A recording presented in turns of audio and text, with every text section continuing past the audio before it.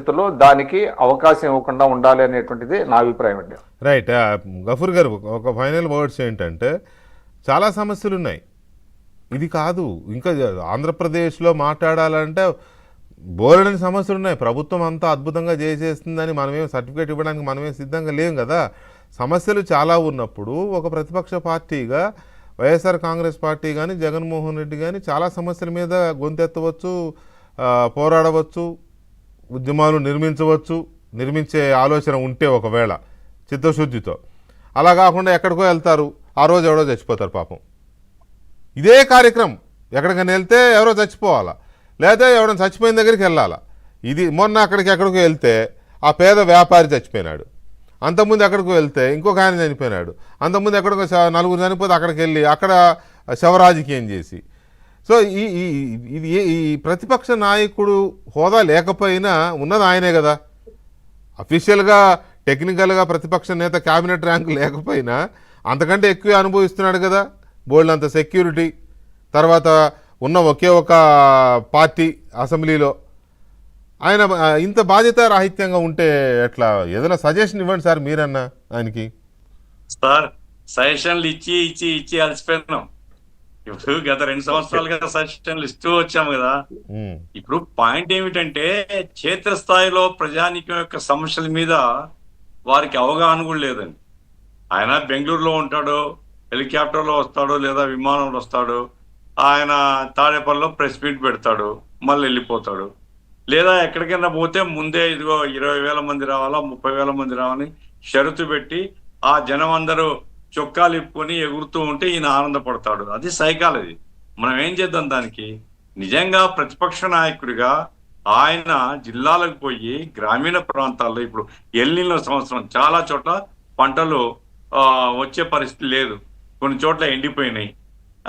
పోయి విజిట్ చేయొచ్చు. కొన్ని చోట్ల తాగునీటి ఎద్దడి ఎట్లా ఉంది, లేకుంటే దానికి సంబంధించి గవర్నమెంట్ ఏం చేయాలా, లేకుంటే ప్రాజెక్టులు పూర్తి చేయడానికి గవర్నమెంట్ ఏం చేయాలా, లేకుంటే ఉపాధి కల్పనకు సంబంధించి మీరు తక్షణం ఏం చేస్తారో, ఈ అనేక సమస్యలు ఉన్నాయండి.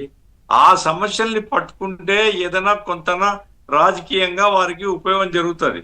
అది లేకుండా లేని సమస్యను ఇక ఇట్లాగే కంటిన్యూ చేస్తుంటే కూటమికి చాలా సహాయకారిగా ఉన్నాడు ఆయన. ఇది కూటమి ప్రభుత్వానికి మద్దతు ఇచ్చే చర్య తప్ప కూటమి ప్రభుత్వాన్ని నిలవేసే చర్య కాదు. ఇది ఏం నిలవేస్తారు? ఏం ఆధారం ఉంది? కాబట్టి ఇప్పటికైనా సరే జగన్మోహన్ రెడ్డి గారి పార్టీ ఆలోచించుకోవాలా. రాష్ట్రంలో ఉండేటువంటి సమస్యల మీద స్పందించడం చాలా అవసరము. ఎందుకంటే మీరు చెప్పినట్లుగా అదొక పార్టీ అసెంబ్లీలో ఉండేది, అసెంబ్లీకి హాజరు కావాలా, అసెంబ్లీలో రైజ్ చేయాలా. ఇష్యూస్ మీద సరే కొంత అవమానంగా ఉంటుంది. మీరు ఇంతమంది అవమానం చేస్తారు కదా, ఆ రిటాలియేషన్ ఉంటది, కొంతకాలం భరించాలా. భరిస్తేనే కదా రాజకీయాలు ఉండేది. అందుకోసం ఆ రకంగా తయారైతే తప్ప ఇట్లా ఊరికే గాలిలో తిరుగుతూ గాలి మాటలు మాట్లాడుతుంటే ఏమీ ప్రయోజనం ఉండదని మాత్రం నేర్చుకుంటే మంచిది. రైట్. ఏం దీపక్ రెడ్డి గారు, ఏమైనా కంక్లూజివ్ రిమార్క్స్ ఉన్నాయా? వైసీపీకి ఏమైనా చెప్తారా సలహా?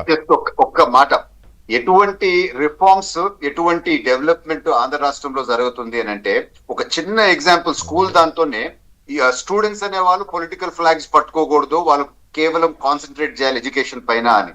10th క్లాస్ మార్క్స్ మొన్న వచ్చిన వాళ్ళు ఫస్ట్ టైం పేపర్లలో అడ్వర్టైజ్మెంట్స్ జరగడం జరిగింది. రిఫార్మ్స్ తీసుకొని వచ్చిన తర్వాత పబ్లిక్ స్కూల్స్ నుంచి ప్రైవేట్ స్కూల్స్ నుంచి గవర్నమెంట్ స్కూల్స్ కి వస్తూ ఉంటారు.